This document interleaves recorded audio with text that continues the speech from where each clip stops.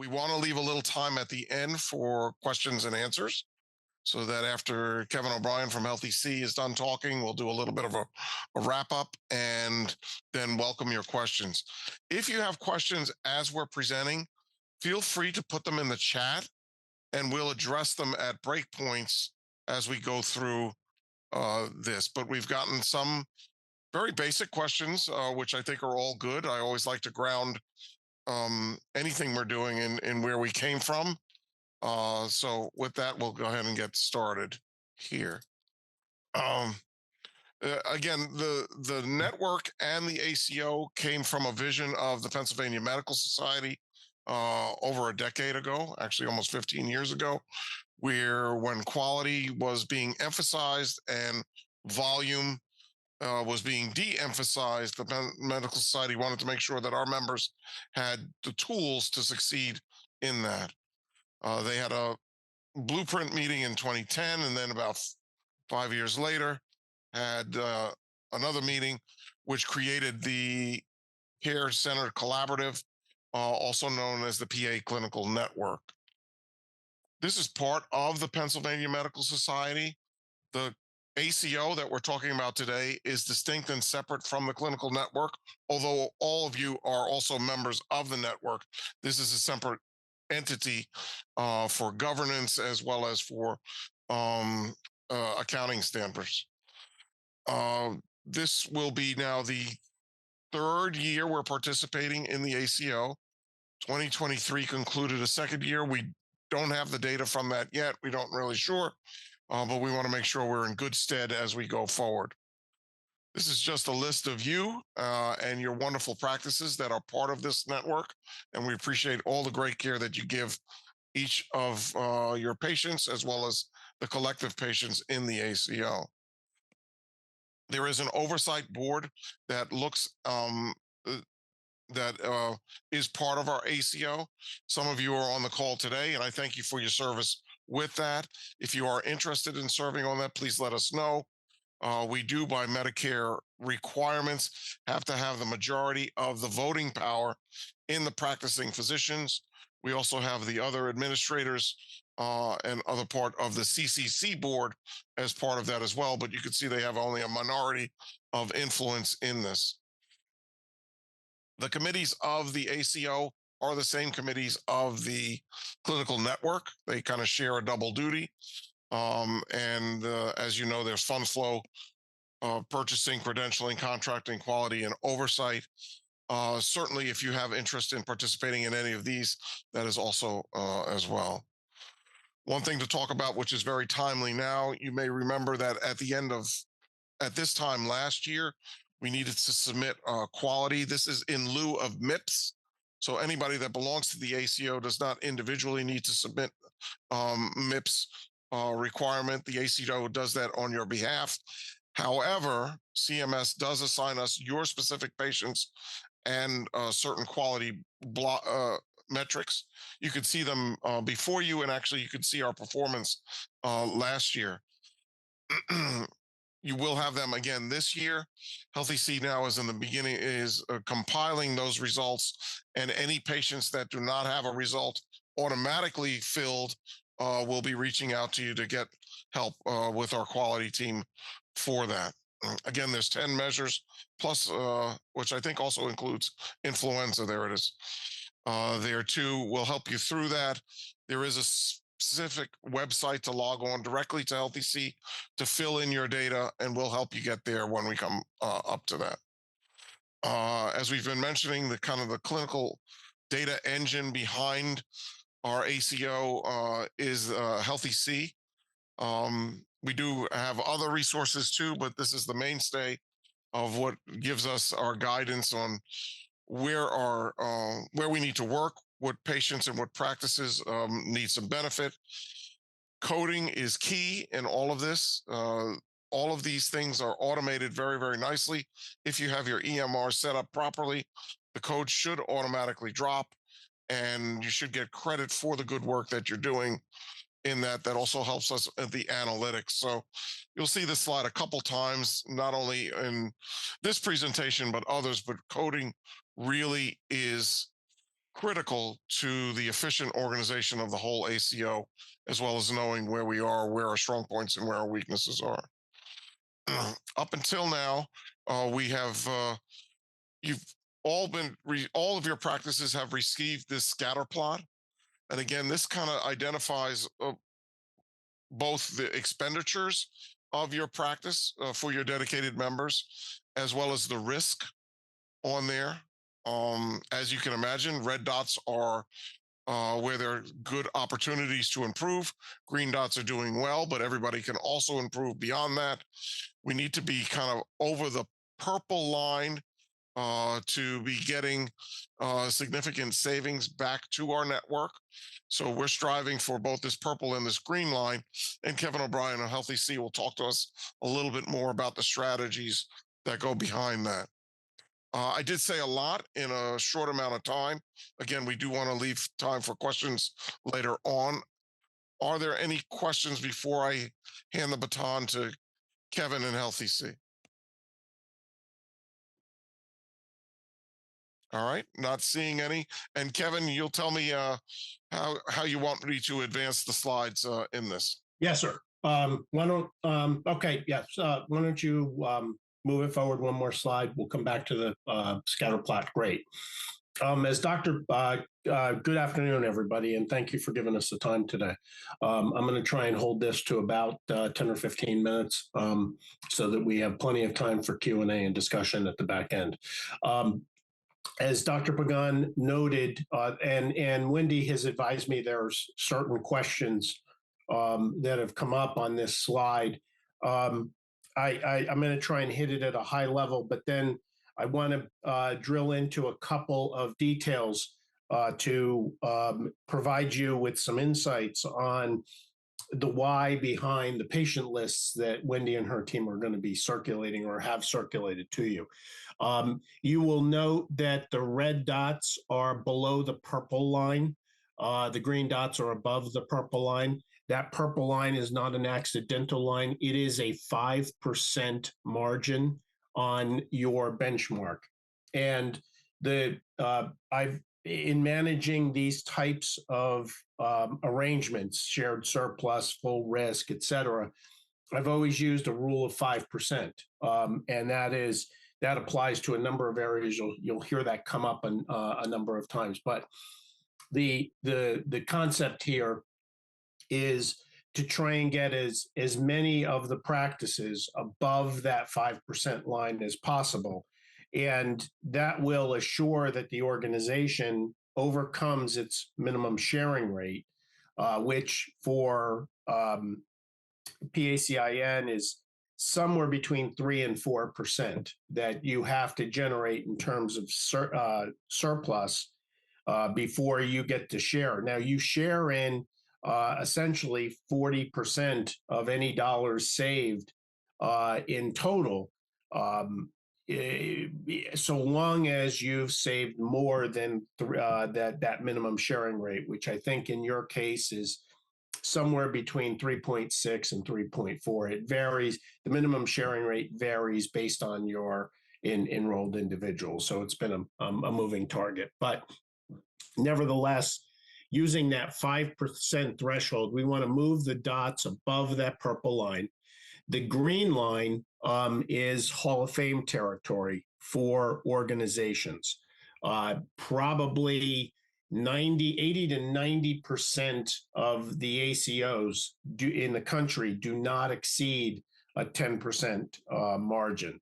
So if we were to get all of the dots above the green line, you would probably be in the top 10% of the country. And that's honestly where I believe your clinical performance belongs, and I want to see you achieve that.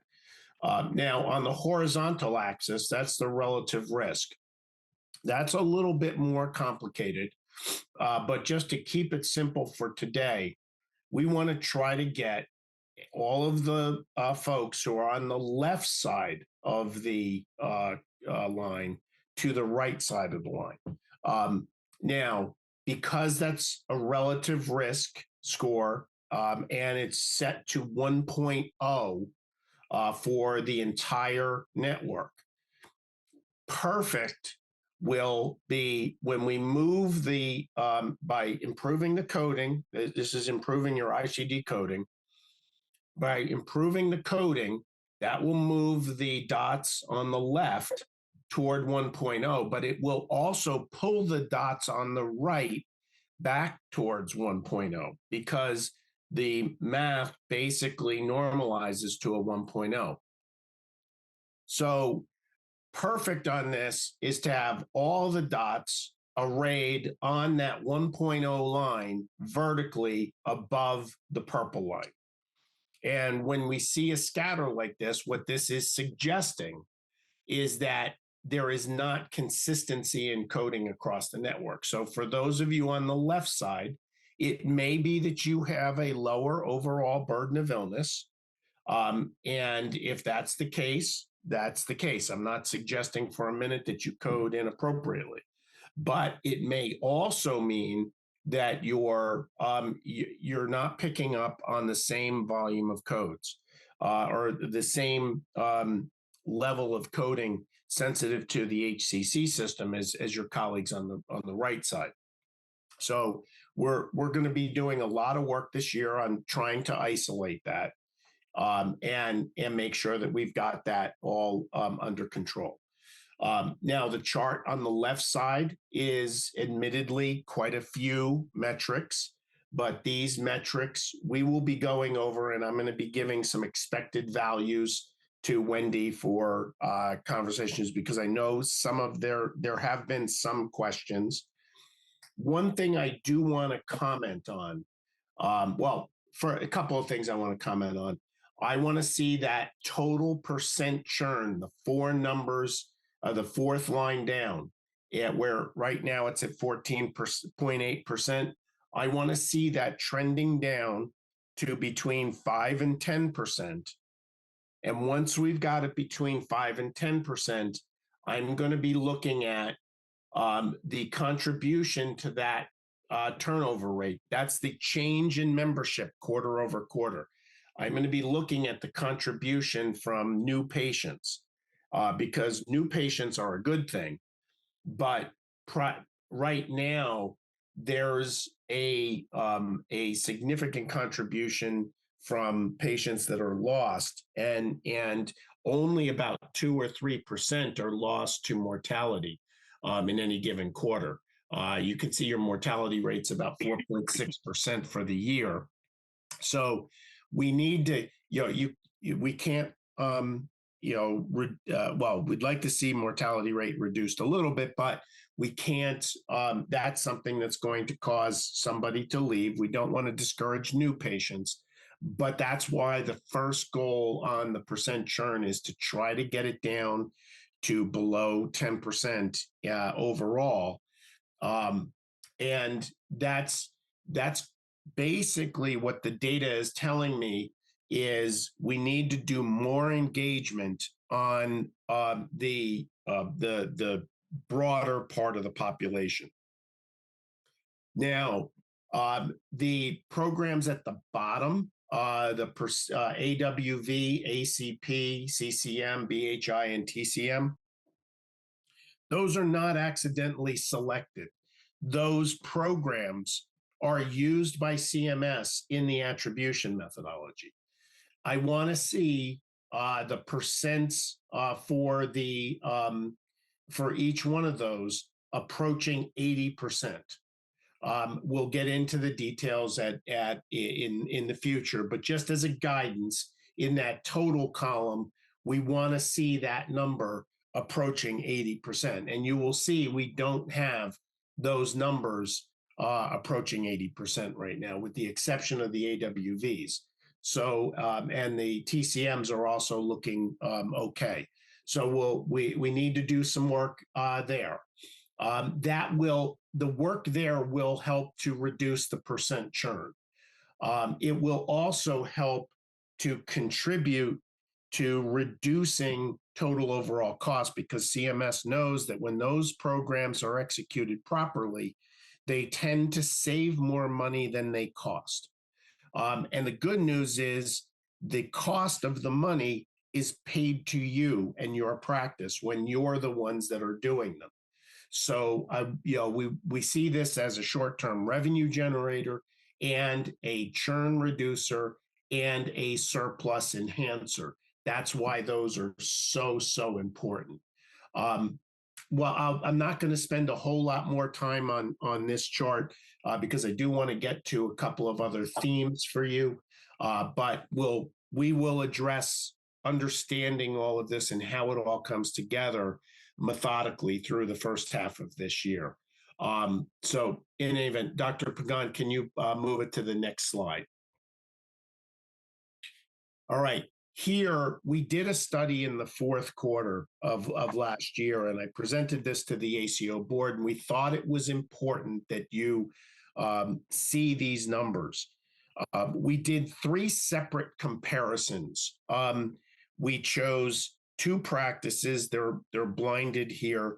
One of the biggest generators of net surplus, one of the biggest generators of a net deficit. The orange line generated a net surplus of the orange line generated a net surplus of about 600,000.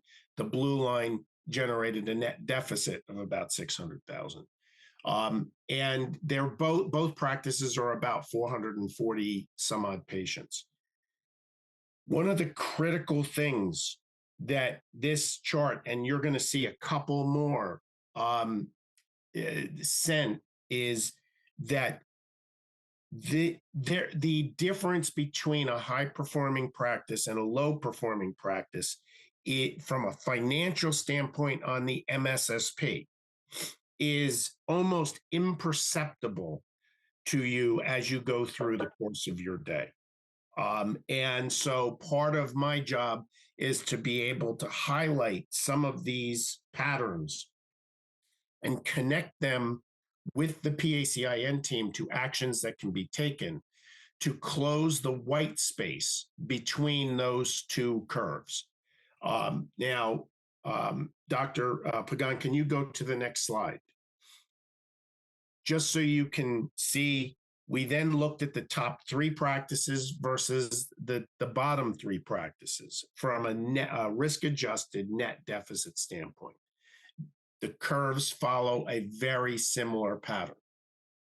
Okay, can we now go to the next slide, please?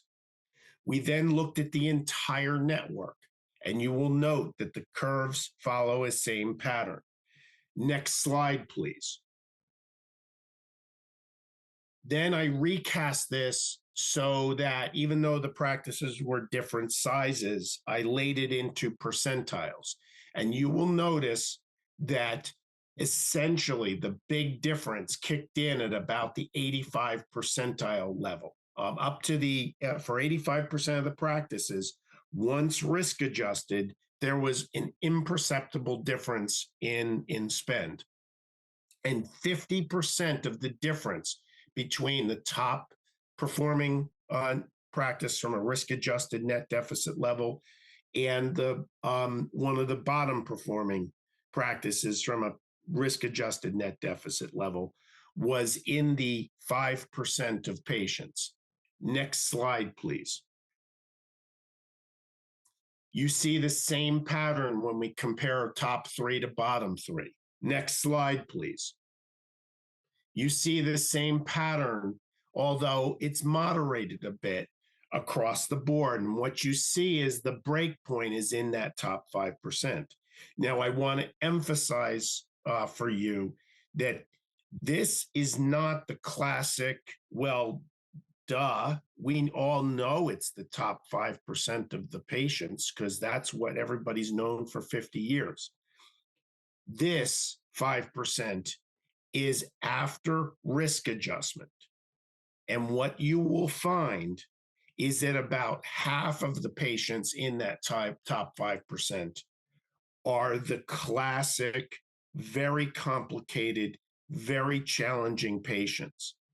The other half appear to be patients where expenditures are outrunning the risk scores that have been recorded as a function of the HCCs.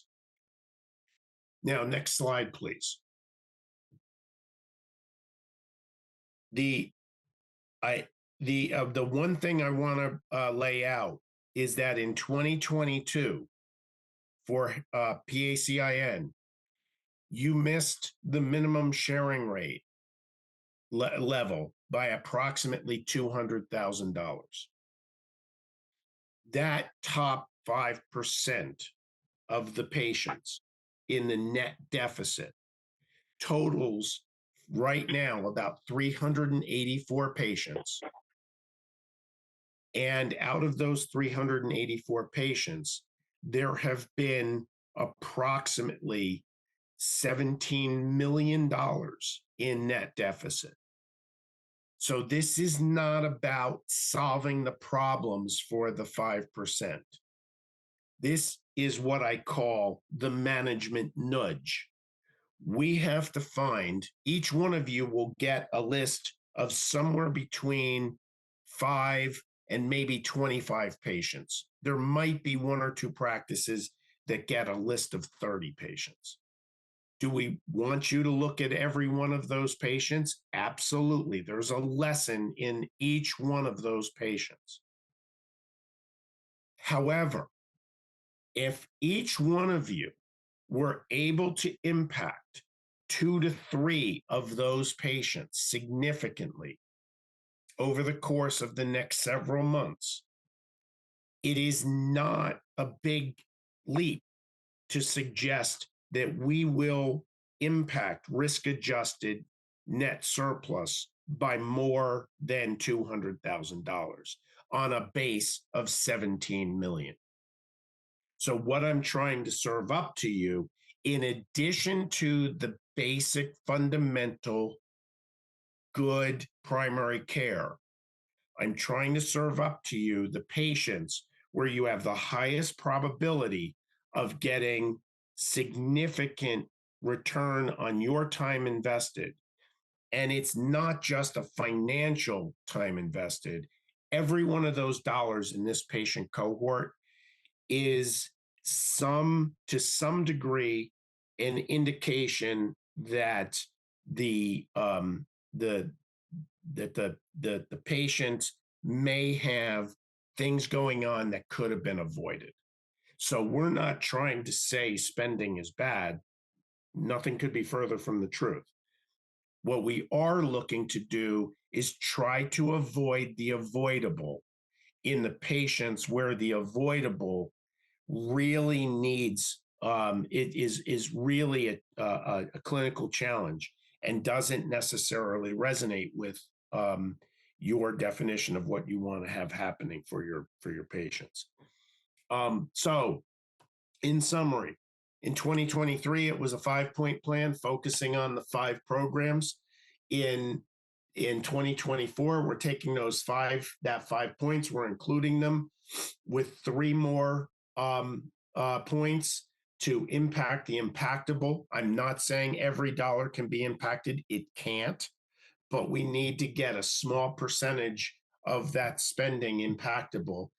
And it's not just about reducing expenses. It might be about improving ICD coding for somebody where we're spending properly, but not coding up to the spending.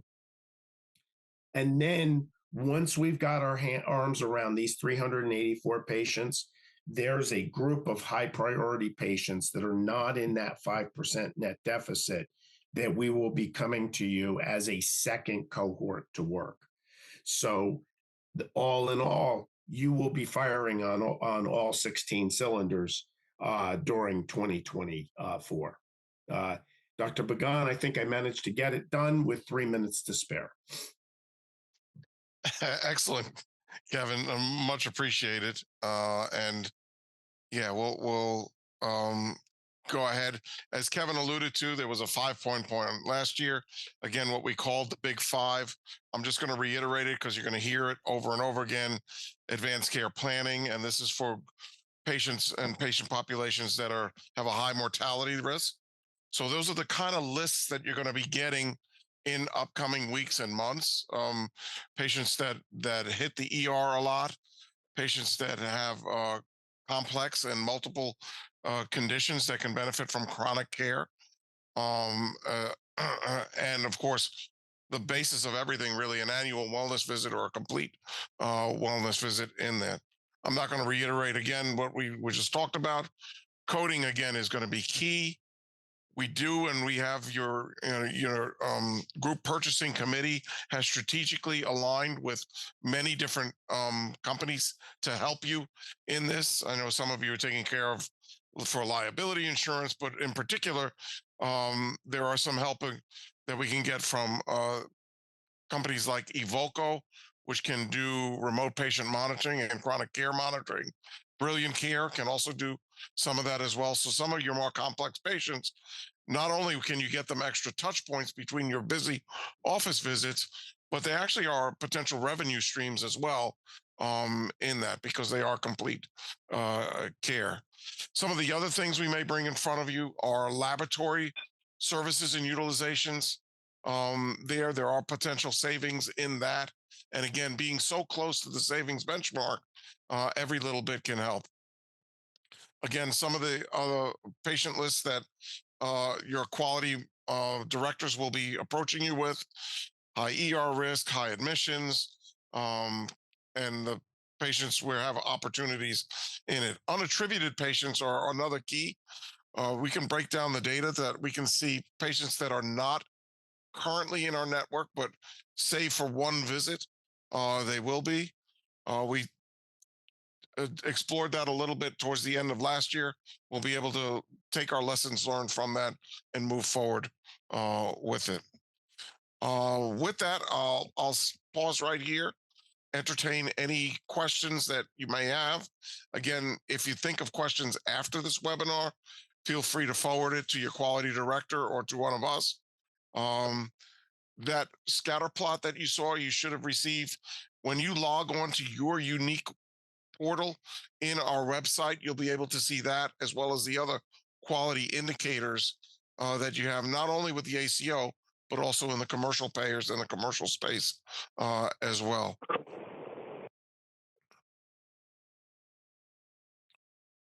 Wendy, while we're waiting for any questions or if there are anything you want to add from the quality team perspective. No, other than you basically said it, you will be hearing from us. You'll be seeing reports coming out with patient lists as Dr. Pagan mentioned. Each month, it may be a different group of patients. Hopefully you won't get the same patients over and over.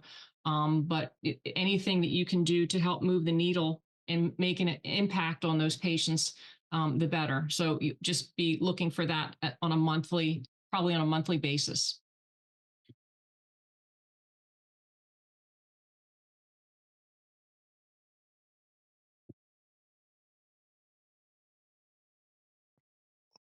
Well, if there are no further questions, again, we've developed, or at least begun to develop, a frequently asked question list.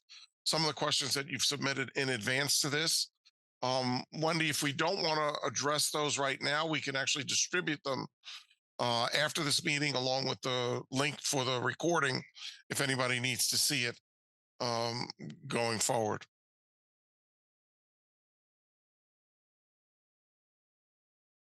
Well, with that, I'll let you get back to your lunch and your busy days. Again, thank you so much for being part of the network and for the great quality care that you already provide. As Kevin demonstrated, just statistically, there's really just a minority of patients that require that extra attention. If we can make any dent into that whatsoever, we are going to start to see things significantly improve and the data significantly shift there. They'll always have a little bit of that drop off or that right shoulder that you'll see on Kevin's diagrams. But if you can reduce that, flatten it, prolong it a little bit, that's when we're going to be solidly in that green category that Kevin wanted us on the scatter plot. Dr. Pagan, I did want to make one comment that I realized I overlooked when we went through this. I know Wendy has fielded some questions from a number of you around things like expected admissions per thousand, expected ER visits per thousand. And if you guys have paid close attention or been, read stuff on this, you will hear a lot about that. One of the reasons I'm not emphasizing that right now is that generally speaking, you're doing very, very well. And especially on those two metrics. That's not to say there aren't going to be pockets of opportunities. You will see those pockets of opportunities pop up on some of the different lists that we're going to put out. But for the most part, you're not coming into this with a major issue. And one of the challenges that CMS throws in front of you, each one of the MSSPs, is they force you primarily to compete against yourself. So you're starting, one of the reasons that it's tougher for you is that you're starting from a reasonably good place. And therefore, it's that much harder to move things. That's why I'm moving to that right-hand curve rather than focusing on the traditional go after your avoidable admits, go after your avoidable ER visits. I think for you to excel based on coming in at a good place, we have to get to the more advanced strategy sooner.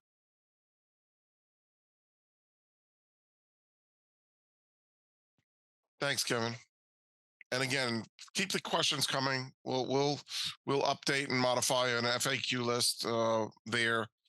Keep an ear out for similar forums like this. We're going to drill down some specific topics as we get questions and points that will be helpful to the network. Again, much thanks to our oversight board and to all of our hardworking committees.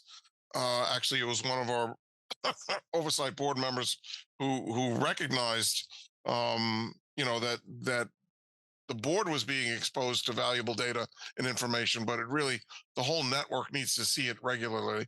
And that's why we're going to have these forums going throughout the year. All right. With that, have a great day and keep a lookout now for the MIPS quality measures shortly, as well as the outreach from your quality directors.